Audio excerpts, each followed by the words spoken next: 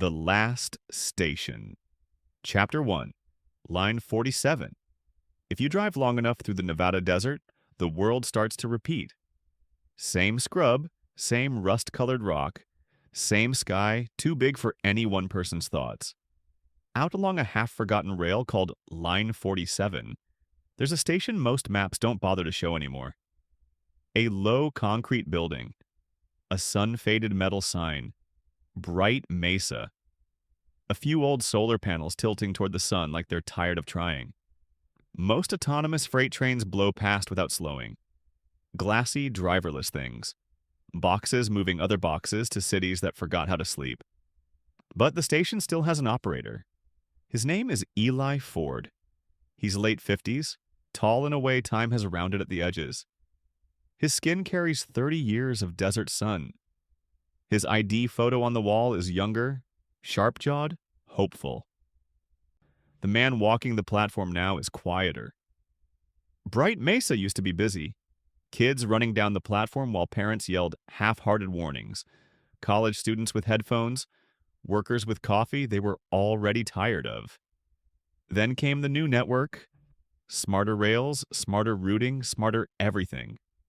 The company optimized. Lines were cut, towns were left behind. Bright Mesa became a ghost on the schedule. Someone in an office decided it wasn't worth the electricity. Somehow nobody canceled Eli. Every 2 weeks money still lands in his account. Not much, but enough, so he keeps showing up. He sweeps the platform, he taps the old terminals when they freeze. He talks to the air like it's an old friend that never says much back. At night, he takes his coffee outside and watches the dark. The desert has its own sounds. The low howl of wind over sand, the far-off murmur of a highway too distant to see, the rare, smooth roar of a train that doesn't stop. Sometimes he imagines the people inside those trains looking down at his forgotten station and not knowing it has a name. Not knowing there's a man down there who has seen this place full of life and full of silence and kept showing up anyway. He once thought he'd leave. His ex-wife Marta wanted trees, rain, something green. They had a daughter, June, who used to stretch out on the waiting room benches and ask, "Where does this line end?" And, "Do trains ever get lonely?" Then the cuts came. Marta moved to Phoenix with June. Eli stayed with the station, telling himself it was temporary. Decades have a way of stretching temporary into permanent when nothing interrupts them. Until one Tuesday night, something does. Chapter 2. The Sky Glitch. The day is hotter than usual, even for May. The air tastes like dust and old coins. Eli spends the afternoon arguing with the climate system until it decides to pretend to work. By 10 p.m., the desert has cooled. He pours another cup of coffee, steps out onto the platform, and freezes. The sky looks wrong. The stars are there, but there's a faint glow behind them, like some giant screen just bumped its brightness. The moon is a thin slice near the horizon, but the darkness around it isn't as dark as it should be. Eli squints up at it. "Great," he mutters. "Space billboards." Then, behind him, the old PA system crackles. It hasn't made a sound in 10 years. The speakers cough static, then a sharp tone. Inside, warning lights flicker from green to amber to red. Eli's feet move before his brain has time to argue. He jogs into the control room. On the main console, big block letters blink. Inbound object class, unknown trajectory, direct velocity, anomalous. He stares, then says out loud, "We don't do unknown out here. We do late and canceled." The screen throws up a wireframe of the station and a moving dot. The dot isn't on the rails, it's above them. The building vibrates, but not like a quake, more like someone turned up the bass on the world.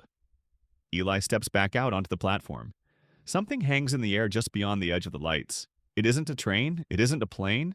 It looks like a long, smooth drop of metal hovering horizontally. Its surface reflects the station lights and the stars in ways his eyes don't quite understand. Thin, pale lines pulse beneath the skin of it. It's silent. The wind has stopped. The night feels like it's holding its breath. A seam appears along the side and slides open, not with hinges, just because it decides to. Soft green light spills out. Not harsh, not hospital, more like the color of deep water. Eli thinks, I should really stop drinking that vending machine coffee. Then something leans into his mind. Not a voice in his ears, not sound. More like the sense that someone is standing just behind his thoughts. He doesn't push it away. Words arrive anyway. We require a witness. They land in his head with the weight of meaning, even if the grammar feels sideways. Eli's mouth is dry. He says, because that's what you do when you're scared and human. Always show up without an appointment? A faint feeling like amusement and curiosity at a kid brushes the inside of his skull. You persist in a discontinuing node. This is rare. Valuable. Discontinuing, he repeats. You mean this place? This station? This station? This line? This desert? This moment? You remain where your system has stopped counting. You attend without being observed. There's a twist in his chest. Nobody's made staying sound like anything but failure in a long time. What do you need a witness for? He asks. Transition. The word folds open inside him, larger than it sounds. The green light deepens. The station, the rails, the desert, they blur at the edges as his sense of here stretches. He sees cities floating above ground on pillars of light. Trains without rails sliding between towers full of hanging gardens. Rivers of slow-moving capsules, carrying sleeping travelers beneath a sky lined with faint, curved structures, rings, arcs, something not built by his century. He sees stations like Bright Mesa, some bright and crowded, some swallowed by sand, some folded into vast, vertical spaces that look like cathedrals built by engineers. He hears languages that feel like chords pressed inside his skull. He feels histories he doesn't know slide past him like fish in dark water. Through all of it, there's one clear sense. This moment, this forgotten station, and this man who didn't leave, is being recorded, rooted, marked, not like a camera, like a seed. The pressure in his head eases. The desert snaps back into focus. The object is still there, hovering, green light spilling softly over the platform. Eli grabs the railing to stay upright. What did you just do to me? You observed. We synchronized. You will retain fragments enough. Enough for what? For your kind to know it was not all accident. The last word carries a weight he can't unpack. The station lights flicker once, then burn brighter than they have in years. The coffee machine hums like it's brand new. Inside, screens wake from long sleep. The green light draws back toward the opening. The seam starts to close. Wait, Eli blurts. Who are you? A feeling like a small smile.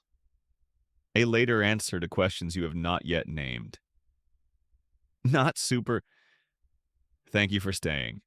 The seam seals. The lines along its surface flare, then collapse inward as the object rises, smooth and impossible. It doesn't roar. It doesn't streak. It just becomes smaller, like the distance between him and its being edited. In under a minute, it's just another point of light in the sky. The world exhales. The wind remembers itself. Somewhere inside, an old chime dings politely like a toaster. Eli stands on the platform alone, heart pounding, coffee forgotten. Then he hears the console beep. Chapter 3. New Route. Back in the control room, the main display looks like it's been replaced with something from a future catalog. New menus, new icons, crisp lines where there used to be lag. At the top of the schedule board, a notice pulses. Route update. Line 47. Active status. Experimental next arrival. 03.17 local type. Passenger. Eli checks the time. 01:02. Sure, he says. Why not? He tries to pull details. The system responds like it's happy to finally be asked to do something interesting. It shows him a network of lines that now bend toward Bright Mesa. The station, which was a blank spot in the system, is suddenly a hub, a small one but lit up. He walks through the building. Lights that used to flicker now glow steady. Ticket kiosks that were dark now display updated interfaces he's never seen before. The vending machine hums like it's proud of something. On impulse, he feeds it $1, presses a random button. A bottle thunks down. The label is a brand he's never heard of. The expiration date is 10 years out. He unscrews the cap, takes a careful sip. It tastes like water. Perfect water. Somehow that's the weirdest part. He stays until dawn, half expecting something to arrive early. Nothing does. At home, his phone explodes with notifications. Videos of a green glow over the desert. Satellite screenshots with anomalies circled in red. Headlines screaming everything from alien craft to top secret military test. He scrolls until the words all blur. Then he puts the phone face down, gets in his truck, and drives back to the station. For 3 nights, he waits on the platform at 0317. Nothing comes. On the 4th day, a dusty hatchback pulls into the gravel lot. Chapter 4. The Reporter. The car has California plates and a bumper sticker that reads, "We are not alone, but I still pay rent." A woman gets out, late 20s, maybe 30. Dark hair pulled into a practical knot. Oversized sunglasses. The kind of tired you only get from too many deadlines and too much caffeine. "You Eli Ford?" she calls. "Depends who's asking," he says. She walks closer, boots crunching. "Leah Chen. I write long stories for people who pretend they don't have time to read long stories." "Journalist," he translates. "That's one word for it," she says. Her eyes flick over the station like she's cataloging every crack in cable. "Congratulations. You're the proud host of this week's favorite anomaly." "Thought that was the weather off the interstate," he says. She doesn't smile. "NORAD logged a green object over this coordinate. Civilian satellites caught it too. Then your station, which is supposed to be retired, suddenly lights up in network logs like it got bored and came back from the dead." Eli sighs. "And you drove all the way out here to tell me my house is haunted?" "I drove all the way out here because haunted places get clicks," she says. Then softer. "And because places like this don't glitch for no reason." He considers her for a moment. She looks stubborn, curious, the kind of person future kids write papers about and present with too many hand gestures. "If I say I didn't see anything," he says, "will you turn around and go home?" "Probably not," she says, "but we'll both be annoyed." He exhales. He's been alone with this for 4 nights. The memory of the green light sits heavy in his chest. The schedule board still promises an arrival, so he tells her. Not everything. Not the visions, not the future cities. But he tells her about the object, the green, the words, "We require a witness." About the station waking up afterward, systems that shouldn't work working perfectly.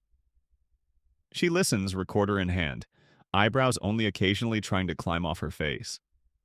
When he finishes, she clicks the recorder off and looks out at the tracks. "If you made that up," she says, "you picked the weirdest possible way to do it."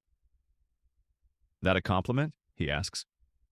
"Let's say it's inconclusive." They drink bad coffee in the waiting room. She studies the coffee machine's serial number, takes a picture of the model sticker, frowns. "This unit doesn't exist yet," she says. "Warranty date, too," Eli says. 10 years from now. She leans back. "Okay, either you're running the longest, driest prank on an underpaid reporter, or something big brushed against this place and didn't quite wipe its feet." He glances at the schedule board. 0250. "You planning on staying a while?" he asks. She follows his gaze. "What happens at 0317? If the system's not playing a joke, he says, a passenger train arrives. From somewhere it doesn't care to explain. Leah grins sharp around the edges.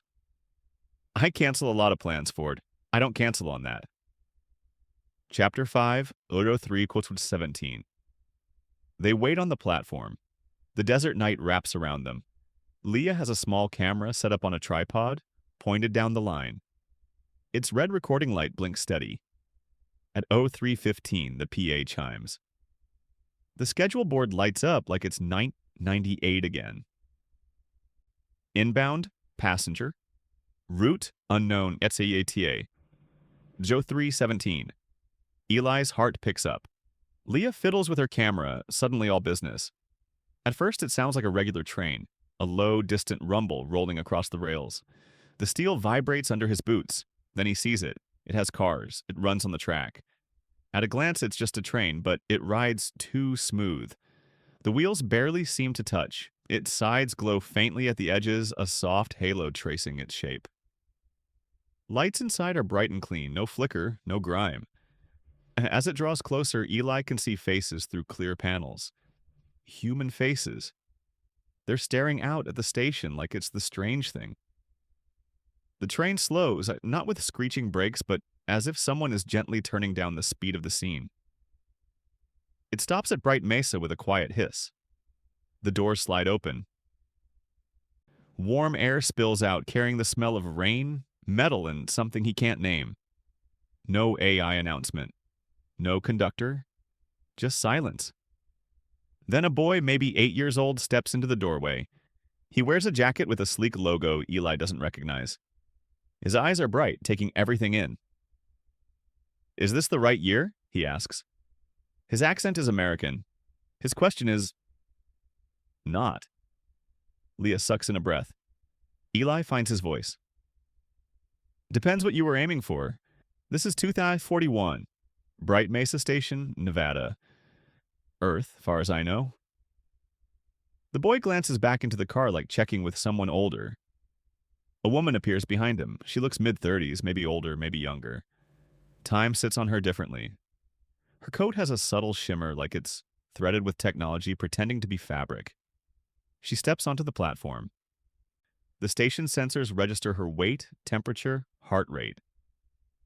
Eli doesn't know how he knows that, but the data runs somewhere at the back of his mind now, part of his extended senses. You're the operator, she says. Not quite a question. Some days, he answers. Other days I'm just a guy talking to machines. You stayed, she says. He huffs out a laugh. We keep coming back to that like it's bravery and not just bad follow-through.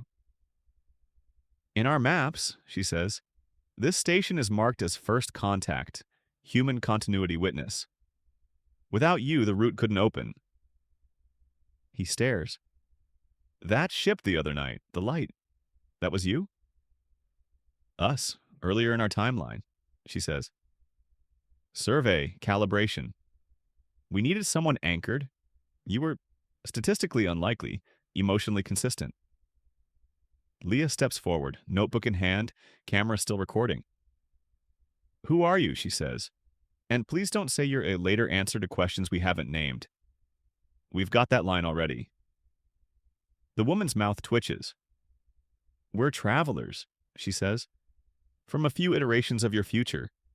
We use shortcuts through time, but only where there's something stable to grab onto. Places your system's abandoned, but someone stayed. Her eyes drift over the cracked platform, the faded signs, the vending machine that shouldn't exist. You mean deadlines? Forgotten stations? Leah says. Neglected nodes, the woman says.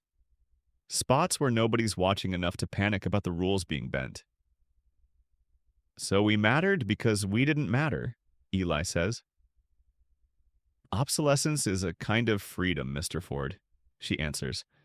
Your system stopped counting this place. That made it available. The boy has stepped off the train now, looking around like every old sign is an exhibit in a museum. They really used paper tickets? He asks, running a finger along the edge of an ancient timetable. Some of us still do, Eli says. Don't touch anything you can't put back exactly, the woman warns gently. Leah clears her throat. Can I ask you something?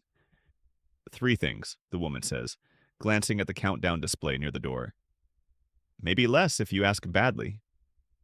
Leah thinks for a beat. Okay, first, are we still here? Humans, I mean. The woman considers. You personally? No. Your generation passes. Your species? Yes, with modifications. Your cultures? Some. Your mistakes? More than you'd like. Your efforts? More than you give yourselves credit for. Leah swallows. Second, did we make it better or worse? Better than you fear, worse than you dream, the woman says softly. But you give us tools you never get to see used. That's how time works. Leah nods, jaw clenched. Last one. Why tell us anything at all? Why not just use this place and go? Because someone has to be first, the woman says. Someone has to stand in the middle of nowhere and be told, you mattered more than you knew. And someone has to hear it. She looks from Leah to Eli.